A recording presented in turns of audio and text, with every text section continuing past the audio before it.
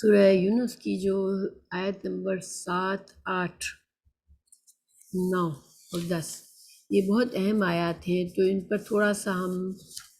خلاصہ ان کا کر لیتے ہیں۔ اب دیکھیے شاید آیت نمبر 7 اور 8 میں ہمیں کیا بتایا گیا۔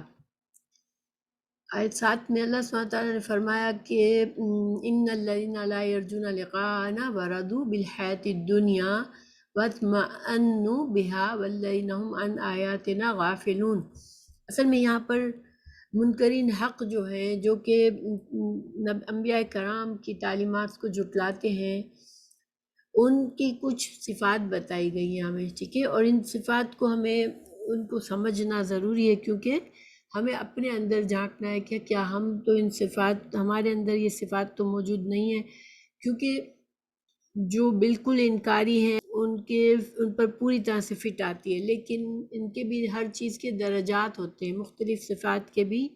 درجات ہوتے ہیں۔ تو دیکھیں 4 صفات کا ذکر فرمایا اللہ تعالیٰ نے یہاں پر۔ نمبر 1، لا یرجون لقاءنا، کہ یہ جو لوگ جو حق کو قبول نہیں کرتے، ان کی سب سے بڑی صفت کیا ہوتی ہے کہ وہ ہماری ملاقات کی امید نہیں رکھتے۔ اللہ سبحانہ تعالیٰ فرما رہے ہیں کہ یہ ایسے لوگ ہیں جن کو مرنے کے بعد کی زندگی اور اللہ سبحانہ تعالیٰ کے سامنے پیش ہونا اور اپنے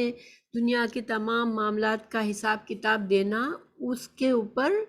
ان کو یقین نہیں ہوتا۔ وہ اس چیز میں یا تو شک میں مبتلا ہوتے ہیں یا پھر اس کو سرے سے مانتے ہی نہیں ہیں۔ اس وجہ سے یہ ان کی سب سے بڑی برائی ہوتی ہے۔ دیکھیں اگر انسان کو آخرت کے انجام کا یقین نہیں ہے کہ میں آج دنیا میں جو کچھ بھی کر رہا ہوں، ایک دن میں مروں گا اور مرنے کے بعد مجھے قیامت ہوگی، زندہ کیا جائے گا، مجھے تمام انسانوں کو دوبارہ زندہ کیا جائے گا، اور ہمارے جو دنیا کے معاملات کا حساب کتاب ہوگا، ہمارے ایمان کا حساب ہوگا، اگر جب تک انسان کو یہ احساس یا یہ یقین پکا نہیں ہے، وہ دنیا کی لذتوں میں کھویا رہتا ہے۔ وہ دنیا کی خواہشات، اپنی جسمانی اور نفسی خواہشات کو پورا کرنے کے لیے دنیا میں تمام اس کی جو بھی کوشش ہوتی ہے، جو بھاگ دوڑ ہوتی ہے، وہ صرف دنیا میں اپنے آپ کو خوش کرنا، اپنے نفس کو زیادہ سے زیادہ لذت دینا، یہ اس کا مقصد ہوتا ہے زندگی کا۔ اور یہ جب انسان اس طرح سے زندگی گزارتا ہے کہ اس کا سارا جو اس کا مقصد حیات صرف یہی ہوتا ہے کہ میں کسی طرح اپنے نفس کو زیادہ سے زیادہ لذت دے دوں، زیادہ سے زیادہ میں اپنی خواہشات کو پورا کر لوں، تو پھر اس کا لازمی نتیجہ یہ ہوتا ہے کہ وہ صحیح غلط اور حق اور باطل کی پرواہ نہیں کرتا۔ وہ نہیں دیکھتا کہ حقوق کیا ہے، لوگوں کے حقوق کیا ہے، میرے لوگوں کے فرائض، اپنے حقوق اور فرائض کا جو بیلنس اللہ سبحانہ تعالیٰ ہم سے چاہتا ہے اللہ کہ ہم بندوں میں اور اللہ کی مخلوق میں حقوق اور فرائض اور اللہ کا اور بندے کے حقوق اور فرائض کا خیال رکھے، وہ اس سے بالکل بے نیاز ہوتا ہے۔ کیونکہ اسے پرواہ ہی نہیں ہوتی، وہ صرف اگر وہ محفوظ ہے، وہ خوش ہے، اس کی خواہشات پوری ہو رہی ہیں، تو وہ سمجھتا ہے کہ میں کامیاب انسان ہوں۔ تو سب سے بڑی جو برائی ہے انسان کے اندر، وہ کیا ہے کہ آخرت کے بارے میں یا تو شک میں مبتلا ہوتا ہے یا پھر اسے بالکل یقین ہی نہیں ہوتا۔ تو دیکھیں کافروں کو تو بالکل یقین نہیں ہوتا، لیکن مومنوں کو، مسلمانوں کے اندر بھی بہت سے لوگ ایسے ہیں جو اس شک میں مبتلا ہوتے ہیں کہ کس کو پتہ ہے آخرت میں کیا ہوگا، ہم آج کیوں نہ ہم اپنے نفس کو، اپنی خواہشات کو آج کیوں دبا کر چلیں کہ ہم اپنا نقصان کیوں کریں آج کا، کیونکہ پتہ نہیں کیا ہونا ہے۔ تو یہ جو شک ہے اس کو انسان کو دور کر لینا چاہیے، اور یہ شک اسی وقت دور ہوتا ہے جب انسان قرآن اور حدیث کا علم حاصل کرتا ہے، تو پھر اس کا ایمان جو ہے آخرت پر پکا ہو جاتا ہے۔ تو ہمارے لیے سبق کیا ہے کہ مومن جو ہے، اگر ایک مومن ہے تو وہ اپنی موت کو یاد رکھتا ہے، اپنی آخرت کے بارے میں ہر فیصلہ کرنے سے پہلے سوچتا ہے کہ میری آخرت کے بارے میں تو میرے اس فیصلے سے میرے آخرت کا تو کہیں کوئی نقصان نہیں ہے، اس کا نفع اور نقصان وہ صرف زندگی کی حد تک نہیں دیکھتا۔ تو یہ پہلی صفت ہے۔ دوسری صفت اللہ سبحانہ وتعالیٰ نے فرمائی یہاں پر وَرَضُوا بِالْحَيَاةِ الدُّنْيَا، کہ یہ ایسے لوگ ہوتے ہیں جو دنیا کی زندگی سے ہی خوش ہوتے ہیں، وہ صرف دنیا کی زندگی میں ہی زندگی پر خوش ہیں، ان کو اس کے علاوہ ان کی نظر کہیں نہیں جاتی۔ تو یہ ایک طرح سے لازمی نتیجہ ہے، پہلی صفت ہے جس کے اندر آخرت کا یقین نہیں ہے، وہ پھر اس کا سارا فوکس دنیا پر لازمی طور پر ہونا ہے، اور وہ پھر دنیا کو اس طرح سے جیتا ہے کہ تم کو صرف ایک ہی بار زندگی ملی ہے، تو تم اپنی زندگی کو خوب جی بھر کے جی لو اور جو دل چاہے وہ کرو۔ تو یہ جو ہے دنیا کی زندگی ہمارے لیے مومنوں کے لیے دنیا کی زندگی اعتدال کے ساتھ ہوتی ہے۔ دنیا میں اللہ تعالیٰ نے ہمیں نعمتوں سے خوش ہونا سے منع نہیں فرمایا، لیکن دنیا میں اچھی زندگی گزارنے سے منع نہیں فرمایا، لیکن ایک مومن جو ہے وہ اعتدال سے زندگی گزارتا ہے۔ نہ دنیا کی نعمتیں ہی اس کا سارا مقصد حیات ہے کہ ساری دنیا کی زندگی کی نعمتیں میں حاصل کر لوں، اور جب اسے نعمتیں دنیا میں ملتی ہے تو وہ اللہ کا شکر کرنا نہیں بھولتا کہ یہ نعمتیں مجھے اللہ نے دی ہے اور مجھے ایک دن ان نعمتوں کا حساب بھی دینا ہے۔ تو وہ اللہ کی نعمتوں کو اللہ کی شکر گزاری کے ساتھ اللہ کے احکامات کے مطابق ان سے فائدہ اٹھاتا ہے، اور اگر اس کے اوپر غم آتے ہیں، کوئی نقصان ہو رہا ہوتا ہے زندگی میں، اس کی مرضی کے لحاظ سے زندگی نہیں جا رہی، وہ غموں میں مبتلا ہے، تکلیف میں مبتلا ہے، بیماری میں مبتلا ہے، تو یہ چیزیں اس کو اتنا غم سے نڈال اور نا امید نہیں کر دیتی۔ کیوں؟ کیونکہ اسے پتہ ہوتا ہے ایک مومن کو کہ یہ زندگی کا حصہ ہے، یہ اپس اور ڈاؤن، یہ نعمتوں کا ملنا، یہ نعمتوں کا چھن جانا، یہ صحت، عافیت، دولت، ہر چیز جو ہے وہ آنی جانی چیز ہے۔ اور آج اگر مجھ پر کوئی مصیبت ہے، کوئی تکلیف ہے، کوئی برا وقت ہے، تو اگر میں صبر سے کام لگوں گا، اللہ پر بھروسہ کروں گا، تو اللہ سبحانہ تعالیٰ مجھے میری اس تکلیف کے بدلے میں مجھے اللہ سبحانہ تعالیٰ اچھا اجر دیں گے، میرے گناہوں کی بخشش ہو جائے گی، میرا تزکیہ ہو جائے گا۔ تو ایک مومن کو نہ غم نڈھال کر دیتے ہیں دنیا کے، نہ دنیا کی خوشیاں اس کو آسمان تک چڑھا دیتی ہے، وہ ایک معتدل انسان ہوتا ہے۔ تو تیسری صفت جو اللہ تعالیٰ نے فرمائی ان لوگوں کی، جو لوگ حق کے انکاری ہوتے ہیں، وہ کیا ہوتے ہیں کہ وہ اطمأنوا بہا، کہ وہ ان کے دل بس دنیا سے مطمئن ہوتے ہیں، یعنی جب ان کی دنیا میں خواہشات پوری ہوتی ہے تو وہ سمجھتے ہیں کہ میرا مقصد حیات پورا ہو گیا، وہ مطمئن ہو جاتے ہیں۔ وہ کبھی اپنا احتساب نہیں کرتے کہ میں نے اگر مجھے یہ چیز میں نے حاصل کی ہے، کیا میں نے کسی کا حق مارا ہے، کیا میں نے کسی غلط طریقے سے میں نے اپنی خواہش پوری کی ہے، کیا میں نے کسی کو دکھ دے کے اپنے لیے راحت حاصل کی ہے، ایسی کسی چیز ایسا کوئی احتساب ان کے اندر نہیں ہوتا۔ ان کا ضمیر جو ہے وہ ان کو چوکے نہیں لگاتا، ان کا ضمیر ان کو مطمئن ہوتا ہے، ان کا ضمیر کہ ہم جو بھی ہے ہمارے پاس، ہم جو بھی کر رہے ہیں، اگر ہمارا دل خوش ہے تو پھر ہمارا دل مطمئن ہے، تو بس یہ ٹھیک ہے، پھر باقی جو کچھ بھی ہے یہ میرا مسئلہ نہیں ہے، یہ میرا پرابلم نہیں ہے۔ تو ایک مومن کبھی بھی ایسا نہیں ہوتا، مومن کبھی بھی اپنے عمل سے مطمئن نہیں ہوتا، وہ ہر عمل کے بعد اپنا احتساب کرتا ہے کہ میں نے کہیں مجھ سے زیادتی تو نہیں ہو گئی، کہیں میں نے اللہ تعالیٰ کے حق میں کمی تو نہیں کی، کہیں میں نے بندوں کے حق میں تو کمی نہیں کی۔ تو مومن کا دل اس لحاظ سے کبھی مطمئن نہیں ہوتا۔ مومن کا دل کب مطمئن ہوتا ہے؟ جب اسے اللہ کی یاد آتی ہے اور اللہ کے ذکر میں وہ ہوتا ہے، اس وقت وہ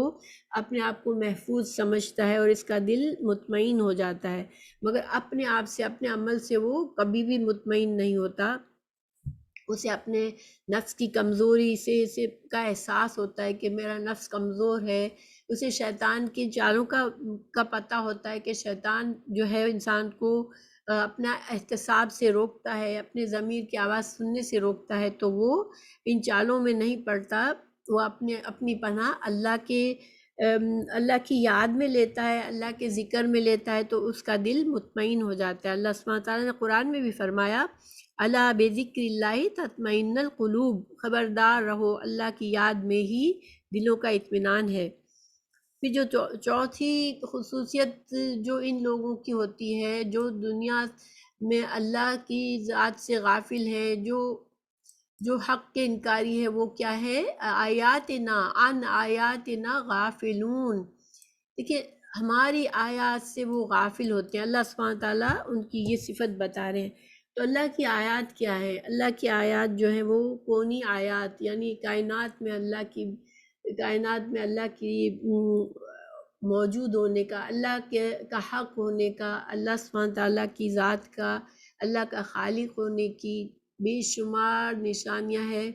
انسان دنیا کے کائنات کی نشانیوں کو دیکھتا ہے، جیسے پچھلی آیت میں اللہ تعالیٰ نے دن و رات، آسمان زمین، ان چیزوں کو پیش کیا۔ کائنات کے اندر جو چاند سورج کا سسٹم چل رہا ہے، جو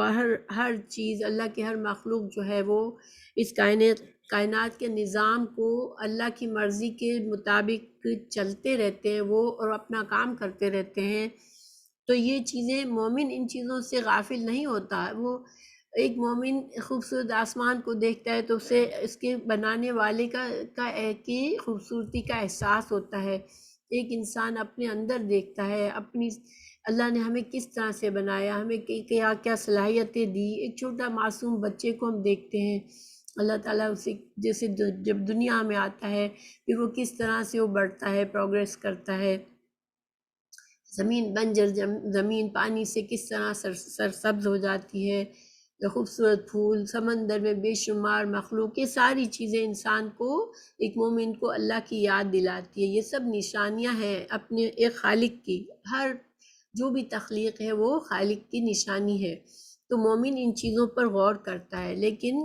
جو لوگ اللہ کی آیات سے غافل ہیں، وہ کچھ بھی ہو رہا ہے زمین پر، کچھ بھی دیکھتے ہیں، ان کے سامنے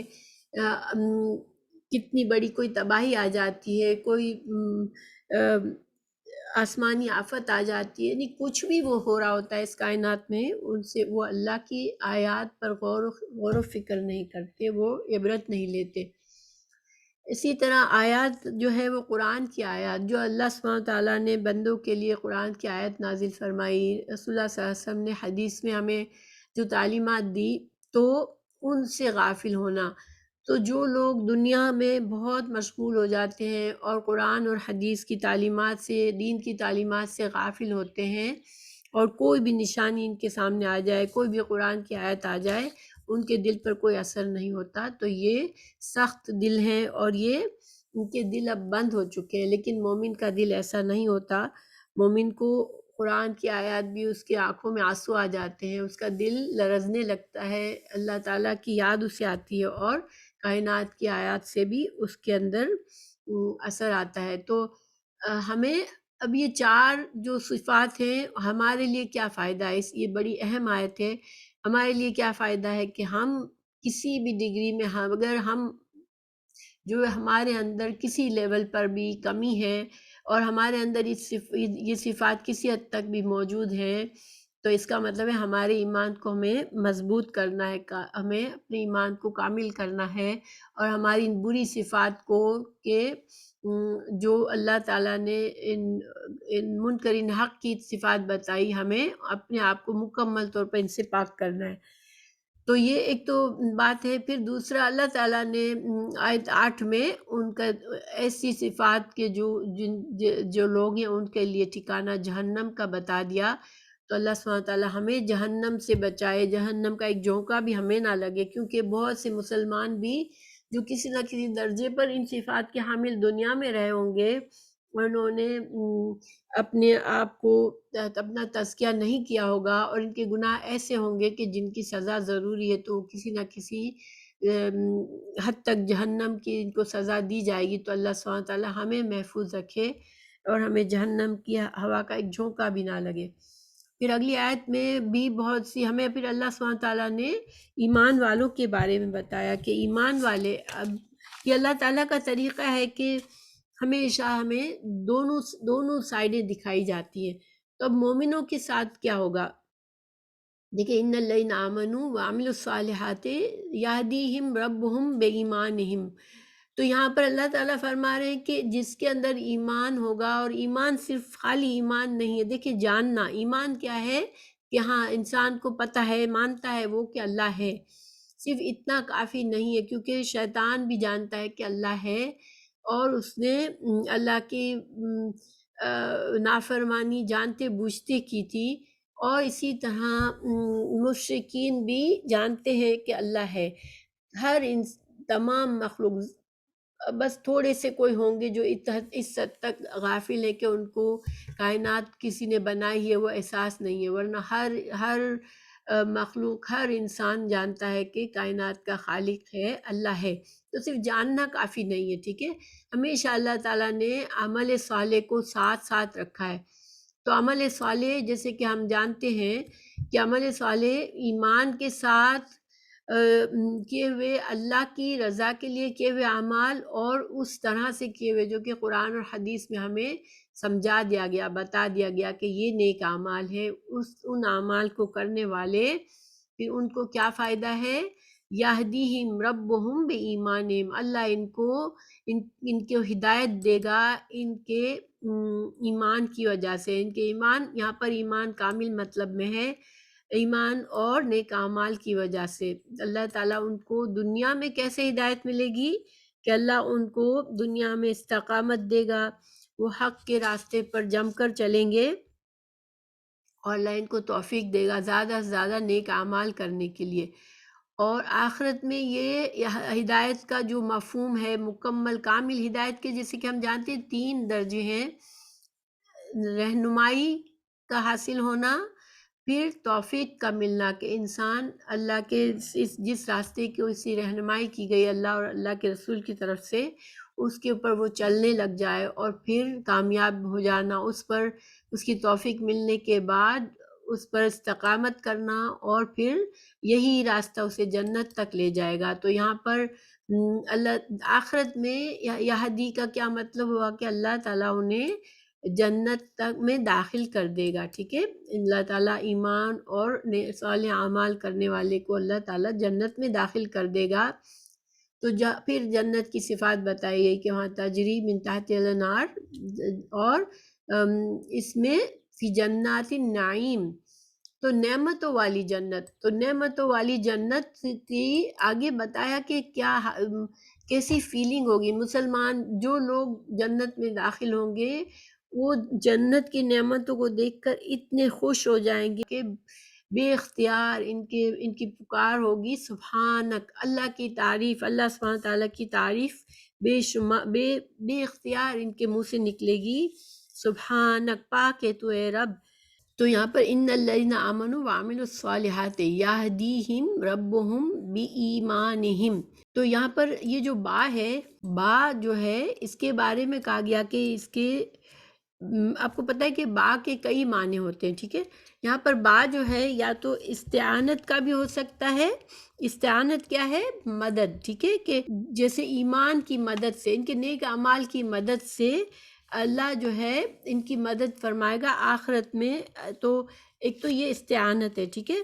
اور ایک ہے سببیہ، بعض کو یا تو بعض سببیہ بھی ہو سکتا ہے یہاں پر، اور با استعانت کا بھی ہو سکتا ہے۔ اس کو میں سمجھاتی ہوں۔ بسم اللہ کہتے ہیں نا، بسم اللہ، اللہ کے نام، تو اس میں ہم اللہ کے نام سے جب شروع کرتے ہیں تو ہمارے دل میں کیا ہوتا ہے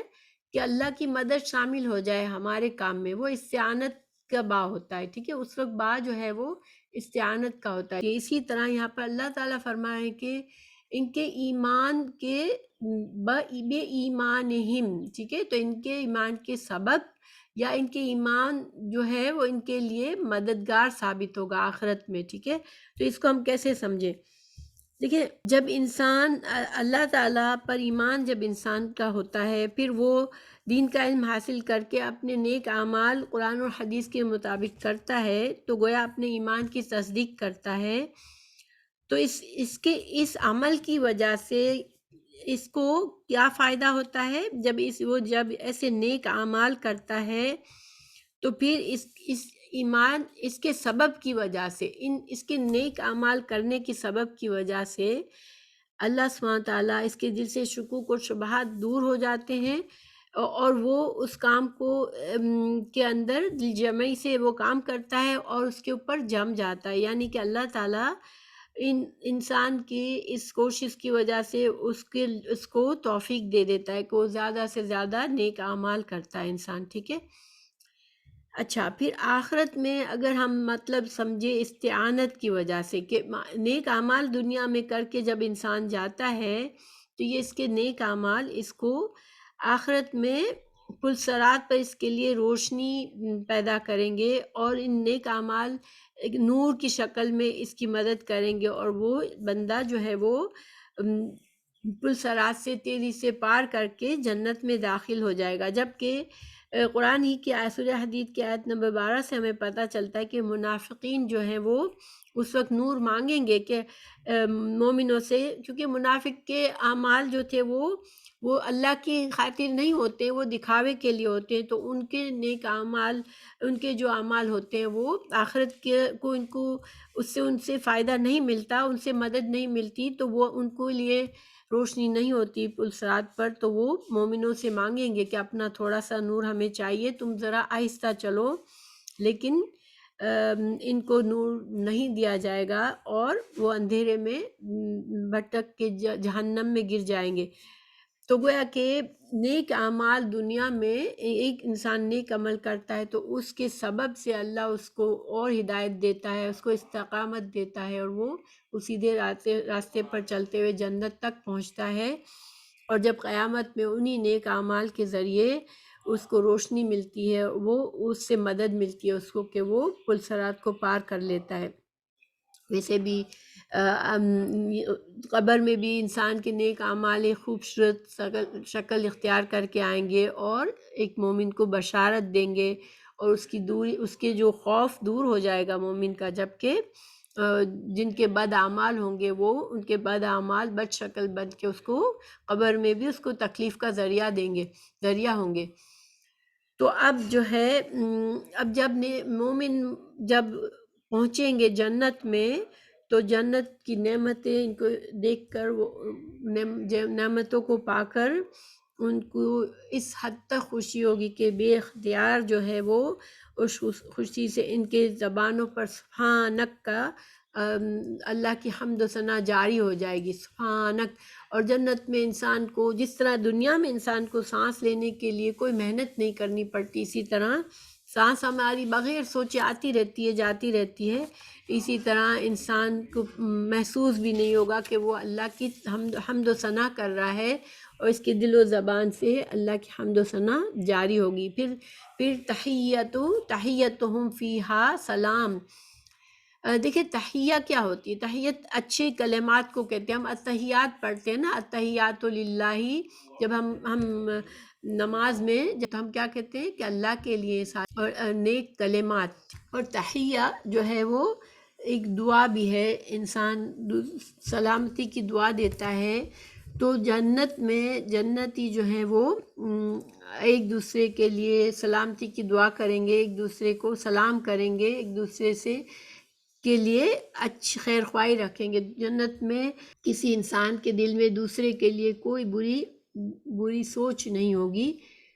اور یہ جو ہے قرآن میں کئی جگہوں پر یہ بات بتائی گئی ہے۔ سورہ احزاب 44 میں تحیتہم یوم یلقونہ سلام، جس روز وہ اپنے رب سے ملیں گے تو ان کا تحفہ اللہ کی طرف سے سلام ہوگا۔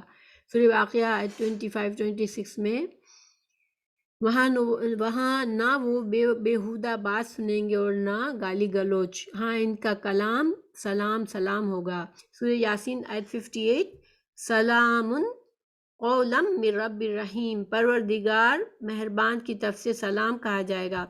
سورہ رعد 23-24 میں، اور فرشتے بہشت کے ہر دروازے سے ان کے پاس آئیں گے اور کہیں گے تم پر سلامتی ہو۔ آخر دعواہم ان الحمد للہ رب العالمین، اور جب جنتی ایک دوسرے سے مل کر جدا ہوں گے تو ان کا جو آخری بات کیا ہوگی؟ الحمدللہ رب العالمین۔ حدیث ہے کہ یقیناً اہل جنت کو تسبیح اور تحمید کا الہام ہوگا، جس طرح ان کا سانس لینا الہام کیا جاتا ہے، اس لیے کہ جنت میں جنتی دیکھیں گے کہ ہر لمحہ اللہ تعالیٰ کی نعمتوں کا اضافہ ہو رہا ہے، اور ان کو بار بار ایسی نعمتوں سے سرفراز کیا جا رہا ہے جن کا نہ کوئی انتہا ہے اور نہ وہ کبھی ختم ہونے والی ہے۔ تو اللہ سبحانہ تعالیٰ ہی کے اللہ کے سوا کوئی معبود نہیں، پروردگار اور معبود اور پروردگار نہیں ہے۔ دنیا میں جب ہم کسی مجلس کو ختم کرتے ہیں تو ہم کہتے ہیں سبحانک اللہم بحمدک اشہد ان لا الہ الا انت استغفرک و اتوب الیک۔ تو اسی طرح جنتی جو ہے وہ ایک دوسرے سے جب جدا ہوں گے تو ان کا یہی اللہ کی حمد کے ساتھ ہی سلام کے ساتھ ملیں گے اور اللہ کی حمد کے ساتھ ایک دوسرے سے جدا ہوں گے۔ اس جنت کے لیے ہمیں اس دنیا میں کوشش کرنی ہے۔ اللہ سبحانہ تعالیٰ ہم سب کو جنت فردوس نصیب کرے، آمین۔